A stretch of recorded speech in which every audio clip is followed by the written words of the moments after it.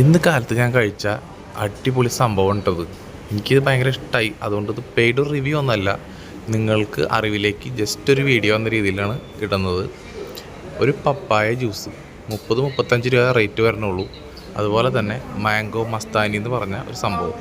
ഈ സാധനം ഷേക്ക് പോലെയും മസ്താനി എന്നാണ് ഇതിൻ്റെ പേരെന്തായാലും, മാംഗോ മസ്താനി. ഇതിൽ ഇട്ടാണ് മാങ്ങ, അടിപൊളിയാണ് കേട്ടോ. എൻ്റെ പൊന്നെ, ഒരു രക്ഷയില്ല. ആ ഓരോ മാങ്ങയുടെ പീസ് എടുത്ത് തിന്നുമ്പോഴും നല്ല ടേസ്റ്റായിരുന്നു. അതാണ് ഞാൻ വീഡിയോ ചെയ്യാനുള്ള മെയിനായിട്ടുള്ള കാരണം.